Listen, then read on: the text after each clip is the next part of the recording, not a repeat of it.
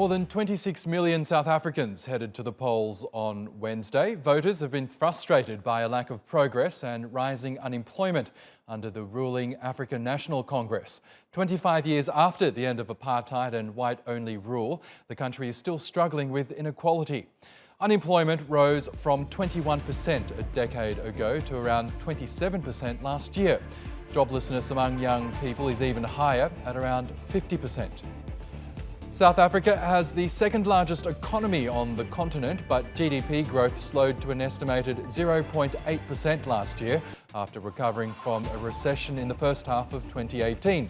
Growth is forecast at 1.5% this year. And the World Bank says South Africa has the worst inequality in the world, with 1/10 of the population holding more than 70% of the country's wealth. Ben Said is in Johannesburg and sent us this report. Wherever we've gone in South Africa before this election, people have spoken about the economy, how bad it is, and how desperately they need jobs. So that's going to be paramount in voters' minds. I'm just going to speak to this gentleman here and ask him what he thinks needs to be done after this election to get the economy working. I think that the president must address the issue of foreign influx in the country. Jobs are there, but they're occupied by foreign nationals who are in the country illegally. If they can address that, a lot of our South African citizens can be able to find jobs. What about the land issue? Well, for me, the land issue is very complicated because if you think about it, from who are they going to take that land? And I think the process of taking the land itself has a greater potential to compromise the economy of the country, vastly so, because some of the people to whom the land will be apportioned may not necessarily have the funds to make do with what the land has to offer. So it's a challenging one. Sounds like Cyril Ramaphosa has just voted and he's coming out of the voting booth now. He's just over there. As you can see, he's very popular.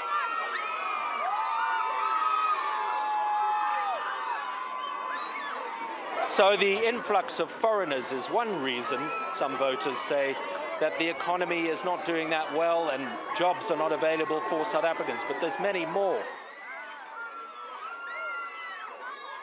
So nothing quite says the suburbs quite like a bowling green. We've come to this bowling club, which doubles up as a voting station as well over there. And we've asked their opinions here, and in the suburbs, the view's slightly different, although jobs are still dominating. I think jobs is probably the main of main importance, because a lot of the youth have done their education, they're all ready to go out into the job market, but then they can't find jobs. So it's very discouraging. Our crime levels are incredibly high, and I suspect part of the reason is because people don't have jobs. So that's the big task ahead of Cyril Ramaphosa if he is elected president of South Africa for the next 5 years, and also reassure foreign investors that this is a place worth looking at, and if they do invest their money here, that it's safe and they can make good returns. Well, let's get more on this now with independent economist Thabi Leoka, who joins us now from Johannesburg. Welcome back to Money Talks, Thabi. Let's start with the economy, because it has been front and centre during these elections. What are the major parties promising to do in order to boost growth in South Africa? So just about every political party has been rallying around jobs. So if you look at posters, it's all about jobs, jobs, jobs.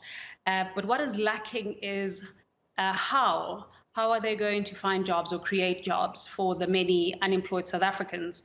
And as an economist, I've seen many ideas that have come up, but they aren't backed by evidence-based research. So a lot of them are quite idealistic ideas that are not backed by research. What type of jobs do we need? And that will be also inform the type of investment that we need to attract to create these jobs that we want. And what about the issue of corruption? Again, another major issue in these elections and in the elections prior. Are there any major differences in the parties' different approaches to that issue? So it's quite astonishing that the the outgoing, possibly the ANC is going to win the elections. So incoming again, political party has been implicated, or certain members of the party have been implicated in a lot of corruption that we've seen coming out of the Zondo Commission and other commissions. And yet corruption hasn't, the president has spoken about corruption, but it hasn't been something that other members of the political party have emphasized. And also, I think that the opposition parties haven't taken advantage of the corruption that we've seen from the ANC, or it also emerging out of these commissions of inquiries that are implicating ANC members. So I think that for political parties, especially opposition parties, they haven't really taken advantage of the many implicated members of the ANC. Now, has the current President, Cyril Ramaphosa, managed to successfully distance himself from his predecessor, who, as we know, has been mired in all sorts of corruption allegations? He's tried to, but you can't divorce the president from the party. And it's quite interesting because when it was President Zuma's term, many used to say, look, it is the ANC that we need to protect and Zuma is the problem. And then, and that's what they're trying to do now, that is Zuma is the problem, but the ANC has to concentrate on rebuilding itself.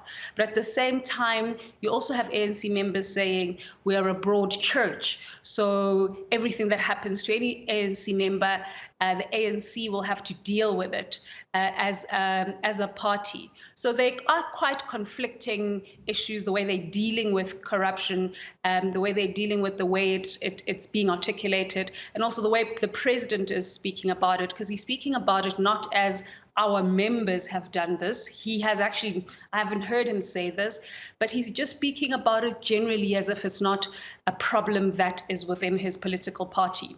Interesting. Okay, let's look at the issue of land reform now, because the white minority still owns disproportionately more land than the black majority. Why was land reform such a significant issue during these elections in particular? So actually the opposite, because leading up to these elections, land reform wasn't a huge topic. It was a hot topic because if you remember, leading up to the ANC conference to December 2016, I think it was, that's when the ANC mentioned land, that we need to prioritize land. Interestingly, the EFF has always talked about land. So there was this whole movement between political parties, the more radicalized ones, and also the radical members within the ANC pushing for land. And that became a big thing that the president had to adopt because it was adopted at the ANC conference. But what has been interesting is that when we're seeing this week and the past couple of weeks in terms of leading up to elections, the campaign hasn't been much about land. It has been about jobs, it has been about service delivery, it has been about poverty, real issues that people are faced with on a day-to-day basis. Which brings me to what I said earlier, that land is a lofty idea when you think about it, but has there been research to back it up before you adopt it as policy? Who requires this land? What are they going to do with it? How many commercial farmers do we need? How many ancestral land is required? So there are all these questions. Is it land versus jobs? Because people are moving out of rural land into urban small properties and living in squalor. So I think that's what the ANC needs to grapple with before it actually thinks about a policy around land. You mentioned the issue of service delivery. No doubt the issue of electricity would have come up during campaigning. The state electricity provider, Eskom, it's an issue that we've covered here many times on Money Talks. There was an attempt by the finance minister to bail it out during his recent budget proposal. Do you think the African National Congress has the leg up in terms of addressing South Africa's rolling blackouts? It's a big task to do. This is one of our biggest, if not, this is the biggest utility. This is the biggest state-owned entity that we have in South Africa. And it's if we don't get the right support, get the right people to also turn this entity around, it's going to have a catastrophic impact on the economy. Just as an example, the current debt that it has, 460 billion rands, is the equivalent of the sovereign debt before the financial crisis. So it's a massive, massive burden on the economy, and something that obviously the ANC and the new government would have to prioritize. I don't think it's gone past just an ANC issue. I think it's a South Africa problem issue. They are rooting out corruption in terms, and we're doing forensic investigations, and the State Capture Commission is going to look at Eskom. But at the same time, we are also looking at putting a chief risk officer and beefing up the executive at Eskom to stabilize the entity. The other thing is that the problem is that there also needs to be other power stations to be built at the same time, and we don't have the money for that. Okay. Thabi Leoka, we'll have to leave it there, but always a pleasure to have you on Money Talks.